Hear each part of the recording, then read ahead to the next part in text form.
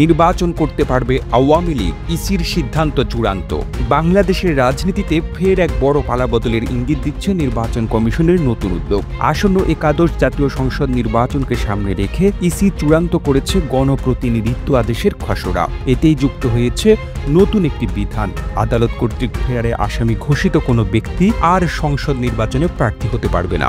এর ফলে গত বছরের 5 আগস্ট হাসিনা সরকারের পতনের পর থেকে আত্মগোপনে থাকা বা বিদেশে পালিয়ে যাওয়া আওয়ামী লীগের বহু শীর্ষ নেতা কার্যত ত্রয়োদশ জাতীয় সংসদ নির্বাচন থেকে ছিটকে যাচ্ছেন। শেখ হাসিনা ও শেখ রেহানা সহ অনেকে আদালতের মামলায় হাজির না হওয়ায় ফেরারি ঘোষিত হয়েছেন এবং ইতোমধ্যে তাদের আদালতে উপস্থিত হওয়ার বিজ্ঞপ্তিও প্রকাশিত হয়েছে। নতুন বিধান কার্যকর হলে শুধু সাজাপ্রাপ্ত নন, বরং মামলার রায় ঘোষণার আগেই শুনানিতে অনুপস্থিত থেকে ফেরারি হলে তারাও অযোগ্য হবেন। পাশাপাশি অনলাইনে মনোনয়নপত্র জমা দেওয়ার সুযোগ বাতিল করে প্রার্থী বা তার সমর্থককে সরাসরি রিটার্নিং কর্মকর্তার কাছে মনোনয়ন দাখিল বাধ্যতামূলক করা হয়েছে, যা আত্মগোপনে থাকা নেতাদের পথ আরও বন্ধ করে দিয়েছে। ফেরারি আসামিদের নির্বাচনে অযোগ্য করার বিধানের ইতিবাচক ও নেতিবাচক উভয় দিক রয়েছে বলে মনে করেন সাবেক নির্বাচন ব্যবস্থার সংস্কার কমিশনের সদস্য জেসমিন তুলি। তিনি বলেন, স্থানীয় সরকার নির্বাচনে আগেই এমন বিধান থাকলেও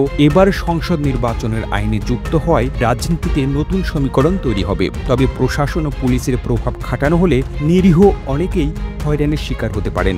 এছাড়া খসড়ায় অন্তত ৪৫টি সংশোধনী আনা হয়েছে। এর মধ্যে রয়েছে একক প্রার্থী না থাকলে না ভোটের সুযোগ, সেনা, নৌ, আকাশ ও কোস্ট গার্ডকে আইন শৃঙ্খলা রক্ষাকারী বাহিনীর সংখ্যায় অন্তর্ভুক্ত করা, প্রার্থীর দেশি বিদেশি সম্পদ হলফনামায় উল্লেখ বাধ্যতামূলক করা, মিথ্যা তথ্য দিলে সংসদের সদস্যপদ বাতিল, জামানত ২০,০০০ থেকে বাড়িয়ে ৫০,০০০ টাকা নির্ধারণ, নিজ এলাকার ভোটারকে এজেন্ট করার শর্ত এবং পুরো আসনের ভোট বাতিলের ক্ষমতা ইসির হাতে ফিরিয়ে আনা। ইভিএম সংক্রান্ত সব ধারা বাদ দিয়ে এই খসড়া এখন আইন মন্ত্রণালয়ে পাঠানো হবে এবং অধ্যাদেশ আকারে জারি হলে বিধানগুলো কার্যকর হবে, যা আওয়ামী লীগের পলাতক নেতাদের নির্বাচনী ভবিষ্যতের উপর সরাসরি প্রভাব ফেলবে। প্রতিবেদনটি তৈরিতে তথ্য ও উপাত্তের সাহায্য নেওয়া হয়েছে ডেইলি যুগান্তর থেকে। আর এতক্ষণ আপনারা সঙ্গে ছিলেন বিশ্ব বাংলার। সেই সঙ্গে আপনি বাংলাদেশের কোন জেলা থেকে এই ভিডিওটি দেখছেন আমাদের কমেন্ট করে জানান। আমরা পরবর্তী ভিডিওতে আপনাকে ধন্যবাদ জানাতে ভুলব না।